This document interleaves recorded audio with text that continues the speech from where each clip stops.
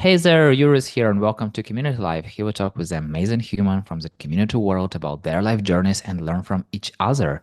And today we have a conversation with Nityesh Agarwal, a founder of the Curated Connections community tool, a writer who is passionate about teaching, an ex-developer, or maybe not, a host of the Beginner Maps podcast, and a super positive community person. So, hello, Nityesh. Hello, Yuri. It's super nice to be on your podcast, and I'm really excited because I don't usually be on interviews where the interviewer has researched about me. So, yeah, I'm thrilled to hear your questions. That's how it works. And I feel like you was one of the first people who I met in the community world, like in this online conversation, because back then we used this Meetsy of Community Club. And I was so excited. And I still remember the story of your tattoo that you've told me. And I don't know, I just have this picture of you smiling, having fun, and laughing. I don't know why, but so basically, you in my heart from the beginning of this community, my international community journey, and I'm happy to finally have this deeper conversation with you. And I'm curious about you. So, how did you feel when you recorded your first interview ever? Okay, so this is the first time I'm talking about it, but the first interview that I ever recorded has not been published because I butchered that. I completely butchered it, and I haven't even apologized to the guest who came on the podcast because I was so ashamed of having butchered that interview. But it doesn't exist. Why? Why did it happen? um, okay, the way we do interviews at Beginner Maps, we have a structure, and we we have like a few. We have a mission basically whenever we go into the interview. And earlier, the mission was to understand the career pivots of the guest. Hmm. So we had this founder on the podcast. So by we I mean me and my brother. So we were doing it together, and we had this founder on the podcast. We used to follow that founder on Twitter and admired him from afar. And then, to our surprise, when we just asked him to be a guest on the interview, that like the first ever podcast, he accepted. So we had him on the Zoom call and started recording. It was a 30-minute call. We had not shared any questions with him, any outlines with him. We had not even prepared him that what to expect. And we started recording. And like 30 minutes went past, and we had only discussed the first two questions out of the 10 questions that we had. And I was like, oh my God, I did such a bad job. I did not prepare this founder. And now this interview is not useful Mm. because it's only like the first two questions of the thing. And the first two questions were supposed to be a warm up that took just 5 minutes. And yeah, I was not expecting it. So that's the truth. Are you a perfectionist? hmm. I, yeah, I think so. More on the perfectionist side. Like if it's a spectrum, then like I lean more towards the perfectionist side. So, what did you learn from this first interview? Always have a pre-interview, and always, like, at least for me, prepare an outline. If you want to get like, if you have a mission, if you're going in the recording with a mission to get some answers for your audience. What other projects are you working with your brother on? Just these two. So we started Beginner Maps podcast in 2022, and then we did that. We recorded like 25 episodes together. So the reason why we started backstory is that my brother just was graduating from college. So he's 3 years younger to me. He was graduating Mhm. from college, and he told me that he wanted to do something different. Like he didn't want to follow the usual path, which was accounting. amongst his friends, like in the close knit circle around him, and he didn't want to pursue accounting. He wanted to explore basically what else is out there, as we all try to do, like when we're 20. And yeah, we decided to do this podcast. We realized that the podcast, while it was fun, it was not going to be a career for us. I had the idea for Curated Connections, and right now, he is the CTO basically for Curated Connections, even though he has never programmed before in his life. So he was able to pick that up because I feel like there was a natural intuition inside him for programming. How does it feel to work with your brother? Hmm. It's really easy. I don't have to think about, working with him. I mean, so one of the, I was recently reading a tweet about, how difficult it is or how critical finding the right co-founder for your startup is, otherwise it dies. And how you need to have the right equation. You need to give each other like feedback all the time, all of that. And I was like, man, we don't have to think about feedback because we're just radically honest with each other all the time without even thinking. So there's that part is sorted, and the other part that's sorted is we kind of like take each other for granted. Like there's we don't have to worry that the other person is going to bounce or other like we're not gonna we've lived together in the same room for 25 years of our lives, so we don't have to worry about a co-founder split. Yeah, exactly. That's how it works. You're living in the same room. Like, definitely no co-founder Yeah. splits. I got it. Yeah. Okay, so let's start from the beginning. Tell me about your parents. Who are they? My dad is a businessman, so I belong to this caste of like people who are traditionally businessmen. Hmm. So my dad, my uncles, everybody's doing business. So there's this caste in India that is traditionally business. So my dad is a businessman. He's a great one at that. Small business. Actually, he has done like multiple small businesses and build that up from the ground up. A very hustler story, which as I grow older, I'm taking more and more inspiration from, and I'm realizing how I did not appreciate it enough when I was younger. So that's my dad, and my mom is this amazing housewife. So she's the one who took care of us while my dad was out for weeks on end, and she's the one who nurtured us, gave us all the values. Yeah. Have you ever worked with your father? I have not, no. Why? So, my father is in the boring kind of business, Yuri. I want to be in the sexy tech businesses. Ah, okay, yeah. It makes a lot of sense. Yeah, like yeah, no, this stupid business that people everyone rely on. No, no, no. I will go do it. Some internet startup. But I totally get what Yeah, you're talking I, about. I Yeah. wanna. I will just sit in my room in front of my laptop for 8 hours a day, 40 hours a week, and make money instead of being out there hustling in the sun for 100 hours a week and making money that way. I don't want that life. Yeah, I can imagine. And how do your parents feel about internet business? So they're really fascinated by it. Hmm.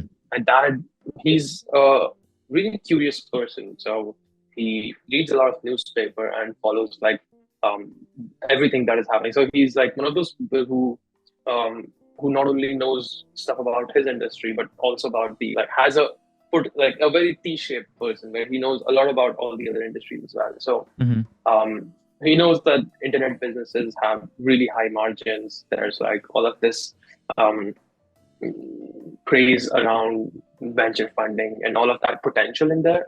So he sees the potential, but he's also um, a little bit afraid for us because we like he's not there in it to guide us. Like we're here charting our own path. I guess he realizes that that can be difficult. Like he went through that when he was younger, starting his own path, and he probably had other thoughts for us, like it would be easier for us. But here, like, I'm choosing this path, and yeah, I guess that's where it's a little bit.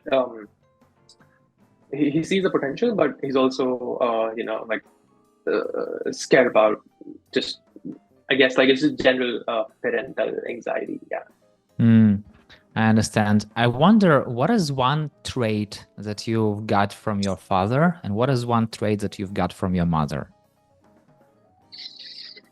Good question. Mm, I feel like I have this explorer's mindset where I'm not afraid to start new things. In fact, I am excited to start, like, go into completely uncharted territories, and like, doesn't matter whether it's going to be successful or not. Like, I'm able to somehow convince my mind that going into this new uncharted territory is going to be the best thing ever for me, and I'm able to go in there, you know, make sense of what is there. So that is something I think I've got from my dad, and I've got patience from my mom. Patience and being, like, calmer. Yeah, a calm person. How risky are you? Mm, I'm doing this SaaS business that is not paying any of my bills right now, and I'm doing it full time. So I think pretty risky, more risky than I anticipated, than I gave myself credit for. So let's move to yourself. What is the first memory of your childhood that comes to your mind right now? Hmm. We used to live in this small apartment home, where, so we still live in apartments. I guess, like, most of the urban population in India lives in apartments. Yeah.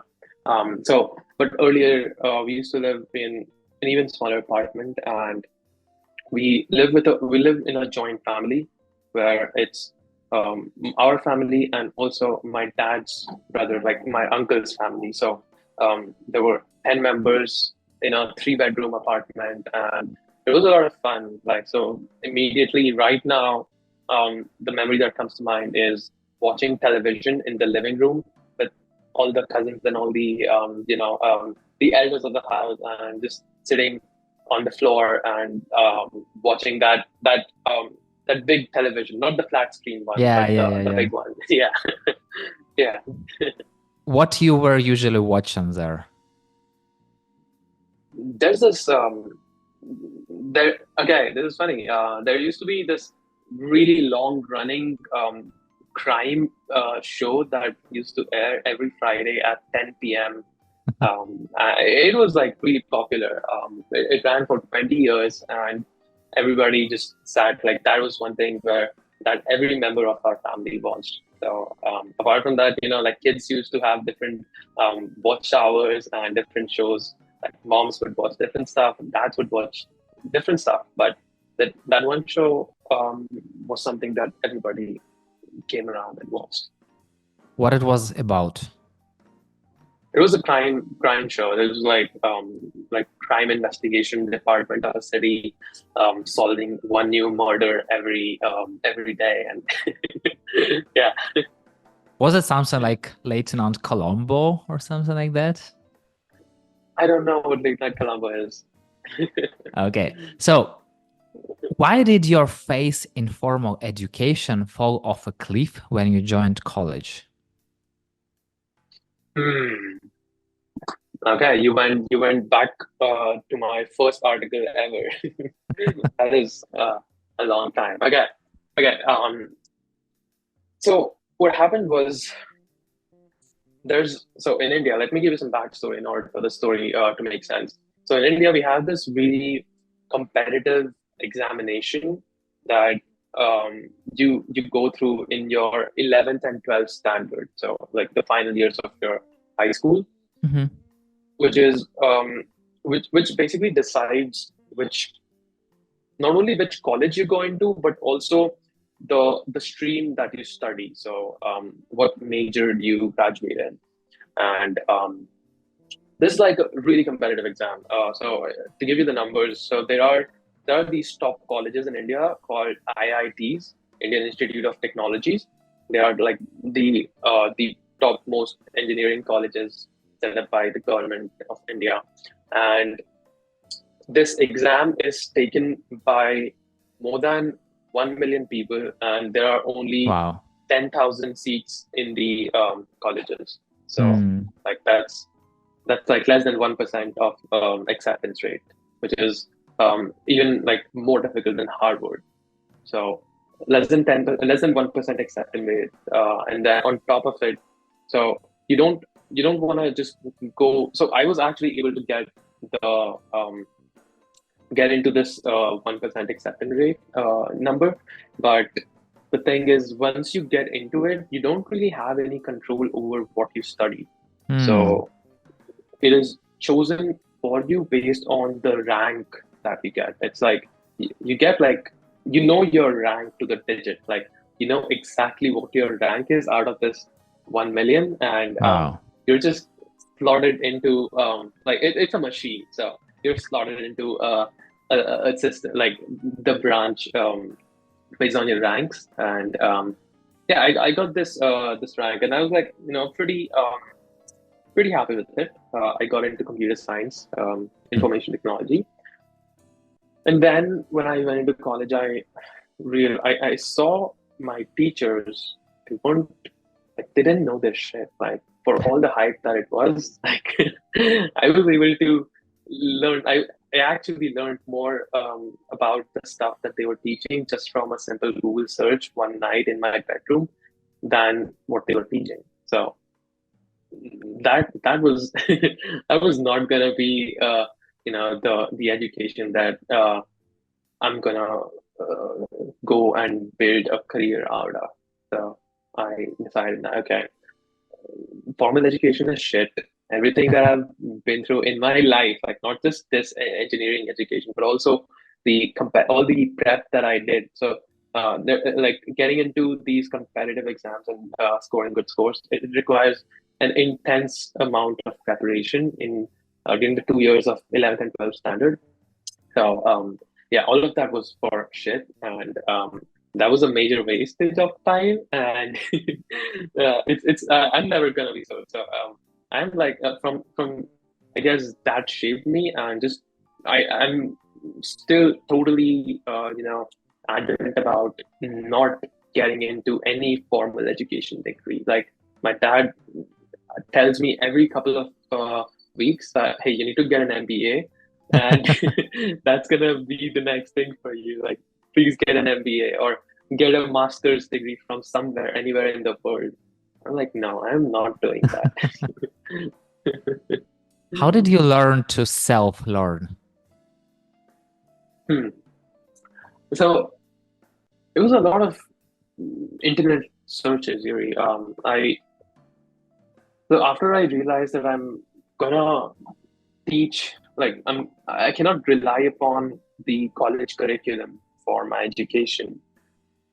I was spending a lot of time on the internet and trying to teach myself stuff. And one of the things I realized pretty early on, I don't know how, but I guess I've been a reader. So I read a lot of stuff, and I stumbled upon some wise words in some blog or the other, and I realized that it's not enough to just take a course, but you also have to build stuff if Mhm. you want what you're learning to stick. And that's like just doing that for hours on end while I was in college. Like I would spend like late nights just browsing stuff on the internet, like without an agenda. I would like reflecting back at it, like it sounds crazy. Like I didn't even have an agenda. I didn't have a job. I didn't have like any particular goals, but I was still able to just spend hours trying to find stuff to learn. And yeah, I guess my one agenda was that I want to be really successful. And yeah, yeah, that's the best answer I have. What is the hardest part of this self-learning path? motivation, because self-learning, you're learning yourself, and you're basically alone in this journey. You don't know where you're going. If you get stuck, you have to get yourself unstuck. And yeah, and I didn't have any mentors who could tell me that this was right or this was wrong.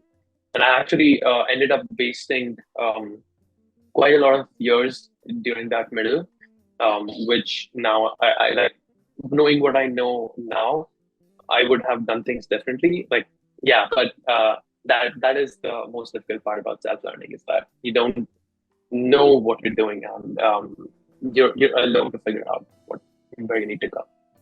And how do you motivate yourself?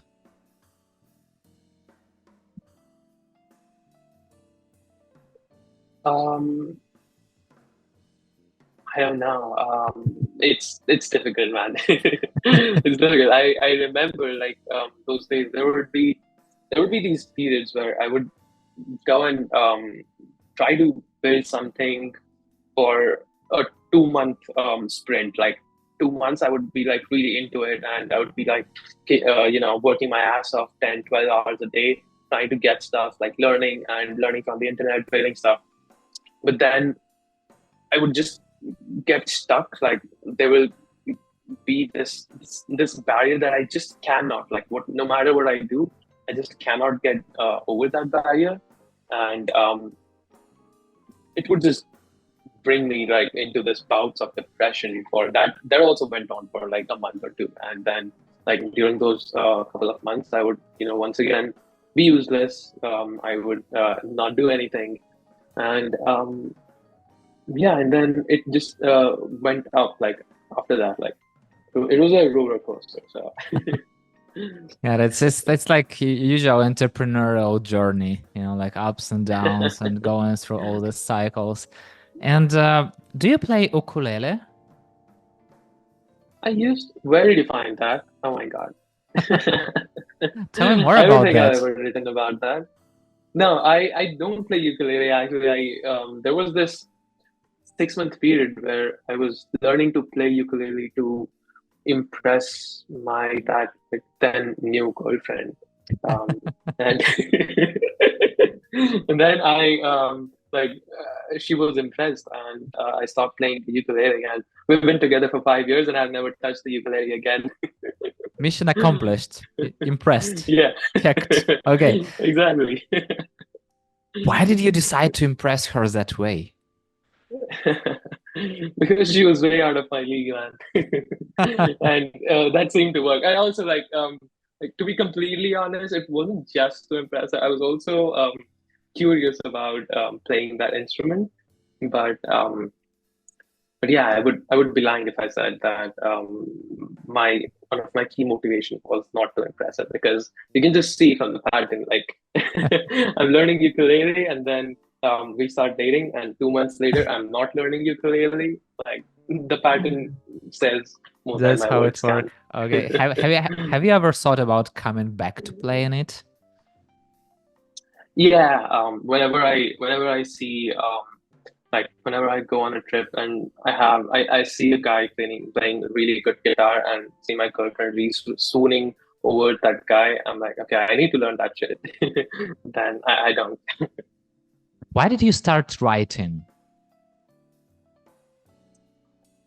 To write that first article about, okay, that first, like, the first article that I ever wrote was about how I decided that I need to self learn stuff, and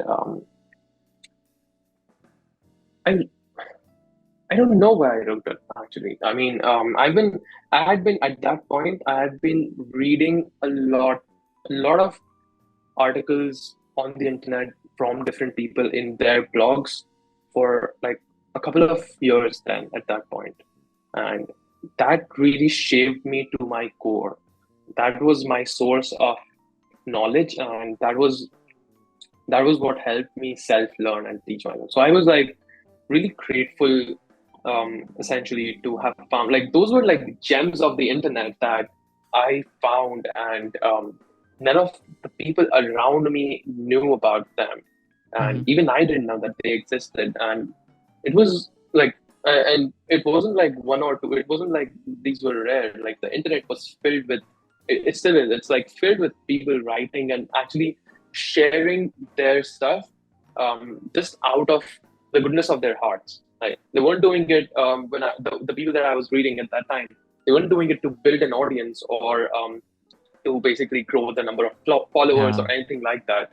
They were just doing it to because they had something to share, and they wanted it out of the world, and it was helping me like a kid, nowhere, like in the middle of nowhere in the world, like a random town in India, was reading them and getting like that was shaping who I was as a person as a teenager. And yes, one day I must have realized that I want to be a part of this, and I want to share what I have learned. So yeah, I wrote my first article, and yeah, I fell in love with it. And how has writing influenced your life? Writing has led to the like all the major career pivots, or the major career breaks that I've gotten in my life. They've all been through writing. I got my first job ever, my first job, before I graduated college, through writing. So I used my article to cold email, cold email the CEO of a startup that I admired, and that got me my first job. And that was like a dream, like more than a dream job, because I wasn't even dreaming about that job. Like it was a job at a startup based out of the US in the education industry that I was interested in. And a completely remote startup. And I wasn't even I didn't even consider myself able to get something like that, but that happened like randomly. And then after that, it was one of my articles that got me my first consulting client in community building. And it helped me get like the client that led me to quit my full-time job and go into consulting full-time. And yeah, and more than that, it's just allowed me to be this person who enjoys sharing stuff and has this teaching mentality. Have you ever felt this imposter syndrome? Yeah, I think everybody does, especially when you're self-learning. Um, you never know if what you're saying is, and the thing with writing is um, that not a lot of people are doing it. So that means you get you essentially end up getting more fame than you think you are entitled to, because you know that there are hard limits to your knowledge, but just because people who are more knowledgeable than you aren't writing, that means like you're getting all of their glory in your writing. So while that is nice, it also comes with a little bit of imposter syndrome, because you know inside you that okay, I'm not that good. But you also get all the hate, that they don't hate out in the internet. And I know that internet might be a cruel place. So how do you feel about hate comments? I bet they are, they I always are. No, I actually have not faced like many hate comments. Yeah, maybe I just haven't written enough or produced enough content, or I don't know. I'm not at that level. Like I still I think I got my first hate comment on a podcast. This is a different podcast.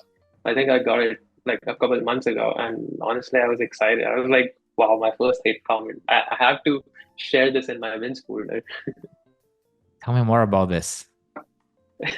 Yeah, I just had this this guy writing this hate comment on my on this interview that I did, and um, I I was actually happy to receive him, because I was like, wow, I built something that was, you know, that was opinionated enough to spite some stranger on the internet and make them write this hate comment. I was like, yeah, yeah, I'm doing something right. Got it. So tell me, what does the word genuine mean to you? Hmm. I think being true to yourself, like, what whether you're doing like so who you are when nobody's watching. Yeah, that it brings that kind of an emotion. And what does it mean to have a genuine connection? Genuine. Sorry, can you give me a little Connection, more context here? connection. Yeah. Yeah, when you genuinely connect with other people, like what does it mean for you? Okay, yeah. So it's like when we connected, like we didn't have any agenda. We both of us went into the call, and it was it was just for meeting like an interesting person and connecting with that person on a human to human level, and that that is a genuine connection, and it's like it's a genuine connection, and if you both have like stuff in common, then you're gonna have a good time, and if that happens, then it's as genuine as a connection could be. Do you believe in fate? Yeah, 100%. How does it work for you? It has worked wonderfully for me. Like it has. I consider myself really lucky because um, yeah, I think it's as I said, like I only am responsible for about, I don't know, like 50% of the stuff that happens to me. Like the other 50% is just randomness and fate. Like, and that is one of the reasons why I'm really, I really shout on the mics like you need to write and create content on the internet because what it does is it expands the area of luck fate that you can capture and yeah, that's how faith works. And if you can capture more of it, like you can actually do stuff to increase the amount of good faith that you can expose yourself to. You recently reshared this story about a farmer whose horse ran away and then came back with wild horses, and then his son broke a Yeah, leg and all the stuff. And he always answered maybe to people's opinions. And you wrote that you retold the story to to your girlfriend because it is happening to you. So how is this yeah. story happening to you? Okay. Um, all right. Yeah, you're digging deep. I love this. So this is something you are okay, Yuri. You are the third person in the world who is going to listen to how this is happening because the other two people are just me and my girlfriend. We have not told this to anybody else. So what? So me and my girlfriend, we used to live together in Bangalore, the city in India. We moved in 2022, and then last year we had to move out of that house because our landlord basically kicked us out. He wanted to sell that place, and he told us to get a new place. And at the same time, my girlfriend got a job offer to work in a different city. So, like we ended up like even though this city, so we want the city wasn't something we wanted to go to. Mhm. Okay, I'm gonna give you the names. So right now I'm living in Bangalore, and then she gets a job offer in Gurgaon. So Gurgaon is not a city that we ever wanted to live in, but that offer is really good. So we decided that okay, let's give it a shot. And I'm working remotely, so I can move. And the landlord is kicking us out, so it's well and good. And we decided to move to Gurgaon, and we end up having the best time of our lives. we end up just discovering so much about ourselves. That work, the work that's happening in her new job, it's amazing. I have a lot of fun, and it's just great. So what we thought was bad for us ended up becoming really good. But then that company which she moved for, that company got shut down. They ran out of funding, and we had to move back. So we're now living in Kolkata, a third city where both of us have grown up in. We're living with our parents and the home that we've grown up in, and it was like it felt like a step down that okay, we were moving back in with our parents. Like, what? How is this? We expected a different path for our lives, but then what ended up happening was I I was working as a consultant. I had one client, but I was working as a fashion community manager, and then they decided to end that relationship. Um, right around the time when I moved over here, and that is also when my girlfriend is also out of job. So she's trying to build up her profile in a new field that is actually interesting to her. Mhm. So it could not have been better timing because we actually really needed the support of, you know, like this cushion of not having to worry about rent and all of that stuff, and just take some time to focus on our work, which is what we're doing now. Like, I would not be able to build a SaaS business if I had to worry about making rent in a expensive city. Yeah, I can imagine. I feel like it's also very much in line with your tattoo because it's all about having trips and traveling. Exactly. Yeah. Exactly. So that's why me and my girlfriend were just discussing this journey one day, and we realized that hey, this is the story that Derek Sivers talks about this man, and him saying, you never know whether something is good or bad. Yeah, so basically, I feel like now you are more open to some uh, unknown things, let's say. Yeah, definitely. And even more importantly, just being patient, like not judging a situation too quickly, like that it's like bad that this has happened to me, or this is good. Like, you never know, and it can change. Like, it's a long-term thing. So I wonder, why did you quit programming? hmm,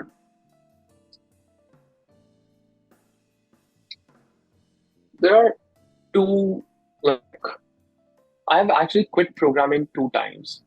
The first time, the first time was back in college, when I did an internship in my third year of college, as a software developer, and I realized that most of engineering work feels like being a cog in the wheel, when you're working at a like sort of big startup. And since I have this entrepreneurial mindset, I am not like this is not an environment that I really enjoy working in. Like, this does not essentially like make my heart sing.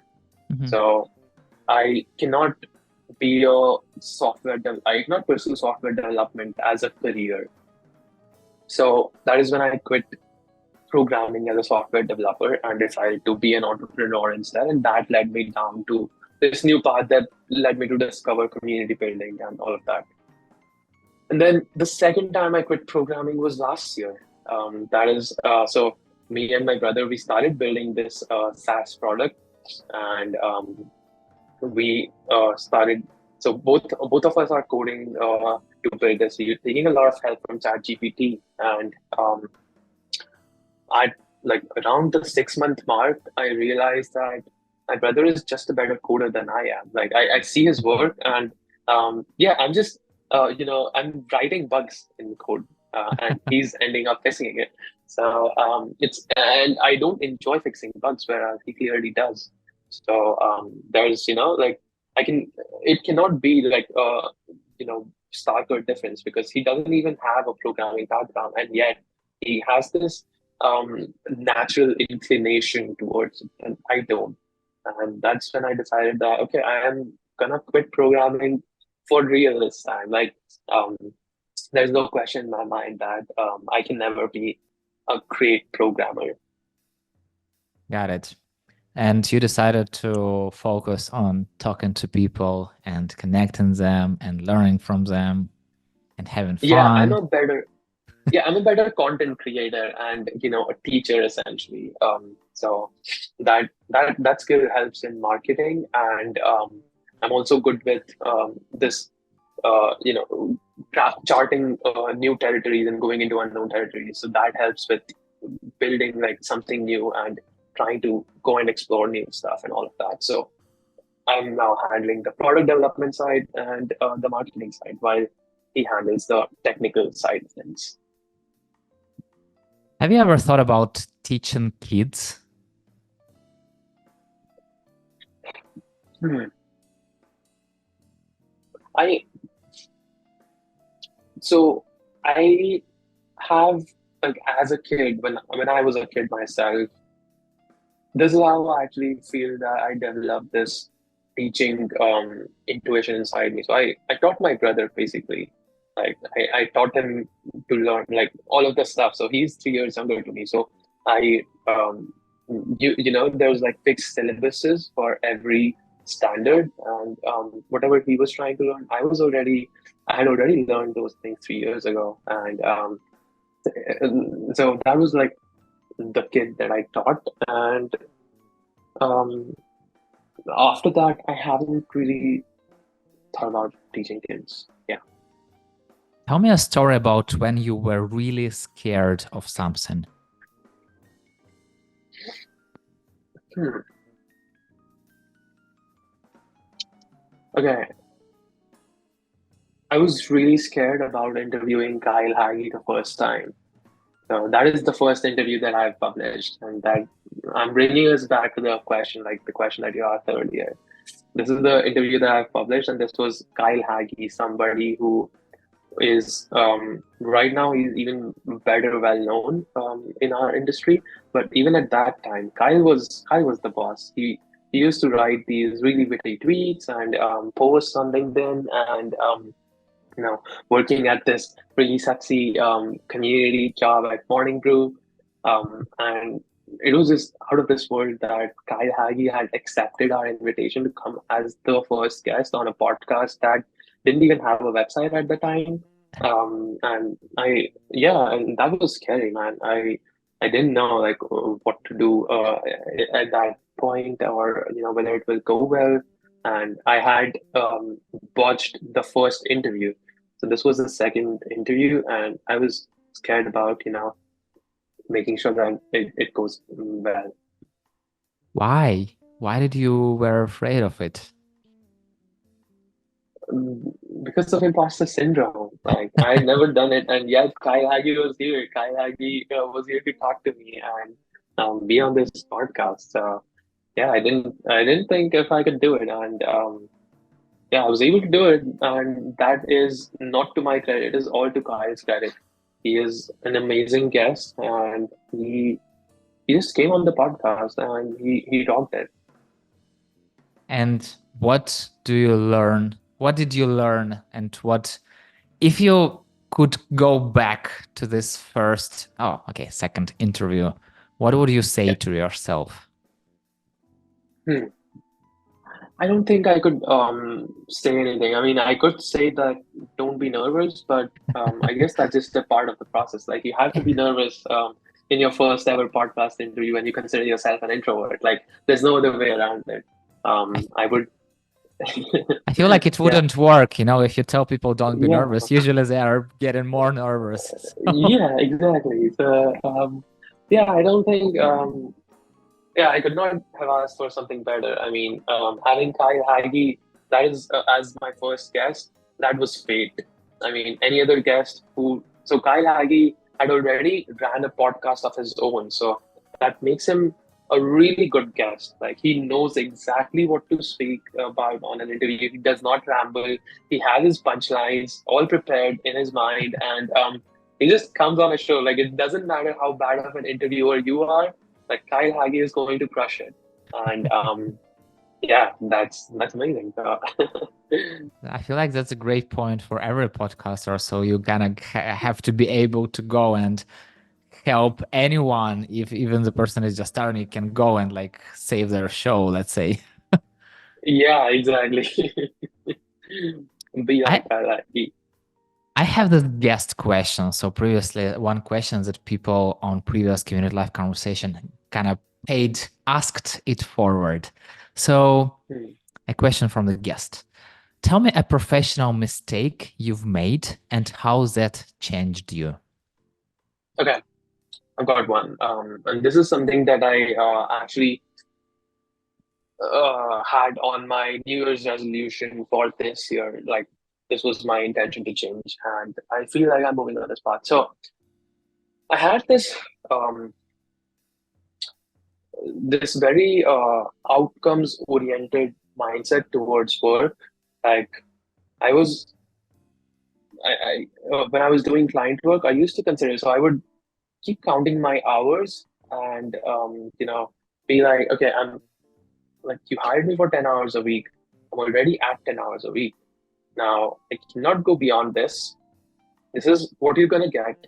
And if you want it better, then you're gonna have to wait until next week, or you're gonna have to pay me more, or you're gonna have like do something here because I don't care.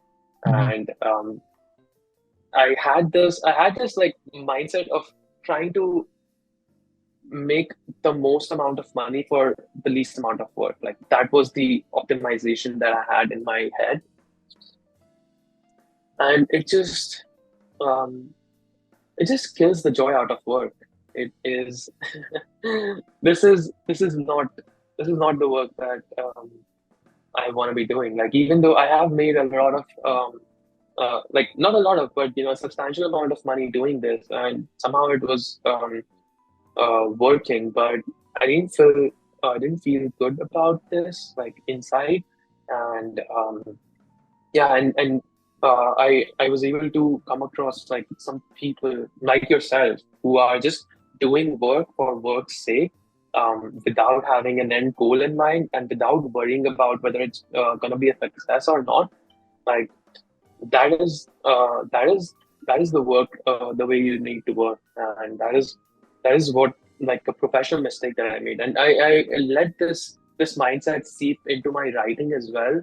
So I remember how I said that I used to write just because I wanted to share with the world, but then I got this bug of building an audience and growing a Twitter following and all of that, and that just sucked all the joy out of writing. So this year, my goal is to fix all of that and just focus on doing work for work's sake. And yeah, I'm really like mindful about it, and I feel like I've made a lot of progress there.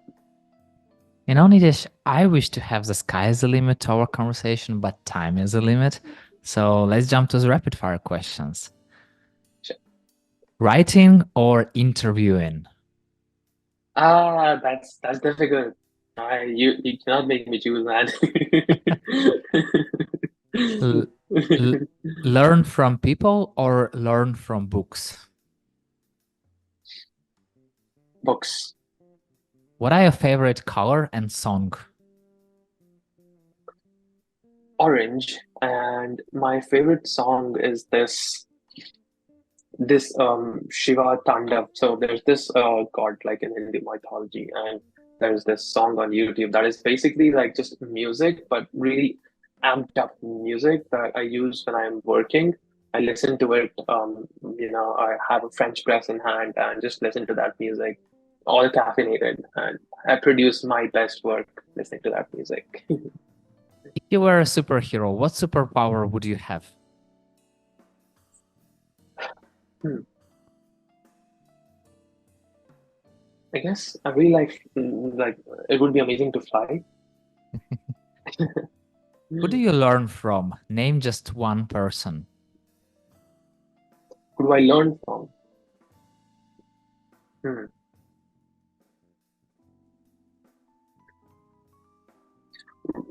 if I like your name comes to mind right now. Like I'm learning from you right now. Yeah, I'm a constant learner. I'm learning in trying to learn in every conversation, like every interview that I'm on.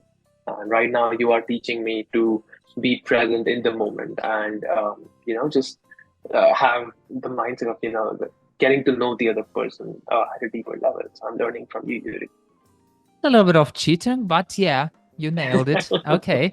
So name two Yeah. people whom I should definitely reach out to and have this conversation with. Have you had Kyle Haggy on the podcast? Not yet. Kyle Haggy? Yeah, Kyle Haggy. Um, Great guest. And hmm, who else? There, have you had Tamanna on the podcast? Yes. Who once again? Tamanna Babishi. She's Not from yet. India. Not yet. Not yet. Okay, okay, you got it. Yeah. Got it. Got Tamanna and it. Kyle. Okay. So ask it forward. It's like paid forward, but with questions. So ask a question a future guest will have to answer. Hmm. So is this like any future guest or like Any random let's say future guest. okay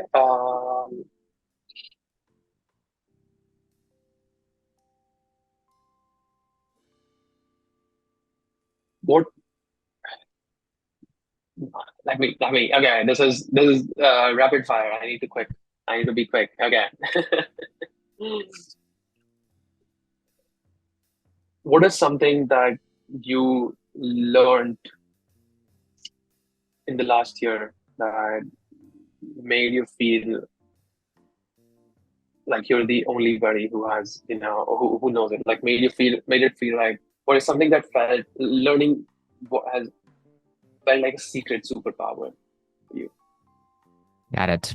Is there one question that I definitely should have asked you but didn't? Hmm. Hmm. No, man, you've covered it all. We talked about writing, my programming, and like all the way back to my first article. Okay, maybe you should have asked me how I got 100,000 reads on my second ever article without an audience. So I know this story, but how did you get this? That was because at that time, Medium as a platform was exploding, and there was this publication. Um, and I just submitted to that publication. They accepted it, published my article, and it became like the most read article on that publication ever. And I ended up getting like 100,000 views on that article, and that was also the moment when I tasted that fruit of like that dangerous fruit of building an audience and looking at the numbers. So yeah. That's what the overnight success looks like. Okay, I get it. It was overnight success, but also it came with a cost because it meant that for the next 4 years, I would try to get to that number once again with my writing and would never be able to, and just it would slowly drain the joy of writing. So you never know whether something is good or bad. You have to wait. Got it. Got it. Nitesh, first of all, thank you very much for this conversation. And thank you very much for being this smiley, supportive, great, amazing person who I met 2 years ago already. Can you imagine? 2 years ago. And we're still on the Yeah. same journey, we're still moving together. We're still like in this community world. You are doing an amazing job talking to people, creating your tool, being such positive and smiling and interesting person. And yeah, thank you very much for sharing the story that only you and your girlfriend knew before. So yeah, thank you very much for that. Thank you for asking such amazing questions, Yuri. I will have to share this interview with my girlfriend now, so that all three of us are on the same page. And I can imagine the moment you share it with her and she's like, no, tell him to delete it right away. So fun. Yeah. No, I'm sure that she'll appreciate it. And you're doing a great job here. This is the most unique podcast that I think I will ever be on.